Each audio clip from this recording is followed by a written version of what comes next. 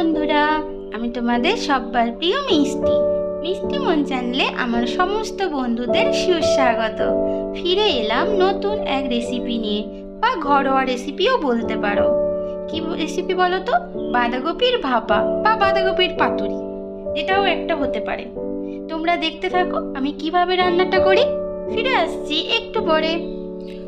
এই দেখো বন্ধুরা, আমি বাঁধাকপিকে ছোট ছোট করে কেটে নুন মাখিয়ে আমি 1 ঘন্টার মতো রেখে দিয়েছিলাম, ঠিক আছে। আর আমার এদিকে আছে দেখো নারকেল কোড়া, এটা আছে আমার কাঁচা লঙ্কা, সর্ষে আর পেঁয়াজ একসাথে পেস্ট করা, আর এদিকে আমার লঙ্কা আর হলুদ গুঁড়ো একসাথে মিশানো আছে। আর এদিকে আছে সর্ষের তেলে রান্নাটা হবে, আর আছে পেঁয়াজ, কাঁচা লঙ্কা, ধনেপাতা, এদিকে আছে আদা রসুনের পেস্ট, আছে পেঁয়াজ কুচি, লবণ আর কালো জিরে। তাহলে বন্ধুরা দেখতে থাকো আমি রান্নাটা কিভাবে করি। এবার আমি বাঁধাকপিটা যে নুন দিয়ে মাখিয়ে নিয়েছিলাম, এর মধ্যে দেখো জল আছে, এটাকে পুরোপুরি ভালো করে নিংড়ে নিতে হবে।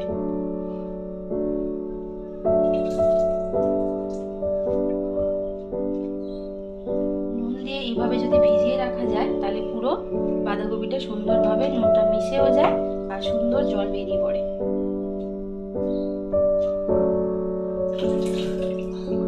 ভালো করে জল নিগড়ে নিলাম। এবার আমি এর মধ্যে দেব হলুদ, লঙ্কা গুঁড়ো, আর দেব কাঁচা লঙ্কা, পেঁয়াজ, ধনেপাতা, টমেটো কুচি, স্বাদ মতো লবণ। যেহেতু আমি লবণটা মিশিয়ে রেখেছিলাম আগে বাঁধাকপিতে, তাহলে সেই অনুযায়ী আমাকে লবণ দেখে নিতে হবে, ঠিক আছে। এবার দিলাম আমি নারকেল কোড়া,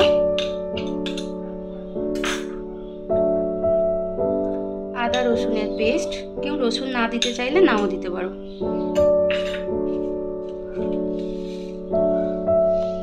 কালো জিরে, আর দেব আমি সর্ষের তেল।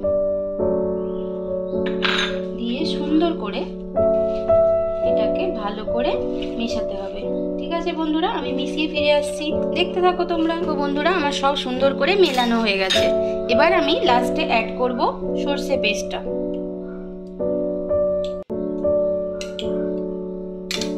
ওটাই দিয়ে দিলাম, পুরোটাই লেগে যাবে। দিয়ে এবার এটাকে ভালো করে মিলিয়ে নিলাম, ঠিক আছে। এটা মেলাতো আমি থাকি, তোমরা দেখতে থাকো, আর একটু পরে ফিরে আসছি। এই দেখো বন্ধুরা, আমি সব সুন্দর করে ভালো করে মিশিয়ে নিয়েছি। বাঁধাকপি সব মশলাগুলো একসাথে সব সুন্দরভাবে মিলে গেছে। এবার আমি এদিকে দেখো একটা গ্যাসে কড়াই বসিয়ে দিয়েছি, তার উপরে একটা কলা পাতা দিয়ে দিয়েছি। এবার আমি যে মেশানো জিনিসগুলো সব দিয়ে দেবো এর মধ্যে। কলা পাতায় এটা পাতুরির মতো হবে তো, তাই কলা পাতায় করতে হবে রান্নাটা। তোমরা চাইলে অন্য কোনো পাতাতে যদি করতে চাও করতে পারো, কিন্তু কলা পাতাতে রান্নাটা কিন্তু ভালোই টেস্টি হয়। এবার আমি গ্যাসটাকে একটু বাড়িয়ে দিলাম। এবার এর মধ্যে আমি আর একটা কলা পাতা ঢাকা দিয়ে দেবো, দিয়ে আমি থালাটা ঢাকা দিয়ে দেবো, ঠিক আছে। তোমরা দেখতে থাকো, ফিরে আসছি একটু পরে।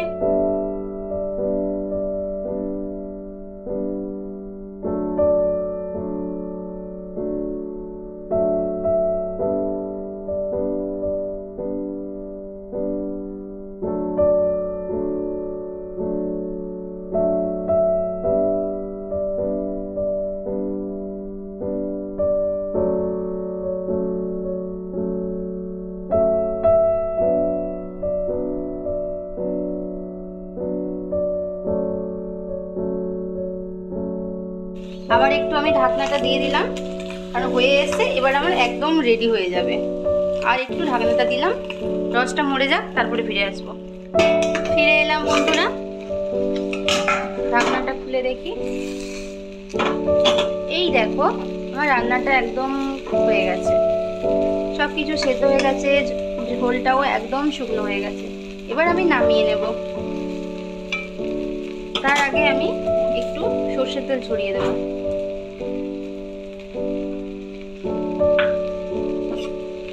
দিয়ে একটু নাড়িয়ে নিলাম, ঠিক আছে বন্ধুরা, ফিরে আসছি একদম সার্ভ করে নিয়ে।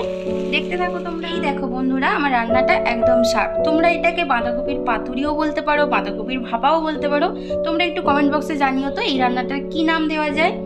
দেখো একদম সুন্দরভাবে এটা হয়ে গেছে। গরম ভাতের সাথে রান্নাটা কিন্তু খুব ভালো লাগবে। তোমরা ট্রাই করতে পারো। ভাতের সাথেও খাওয়া যেতে পারে, এটা রুটি পরোটার সাথেও খাওয়া যেতে পারে। আমার চ্যানেলে যারা পুরনো বন্ধু আছো তারা তো আমাকে ফলো করছো।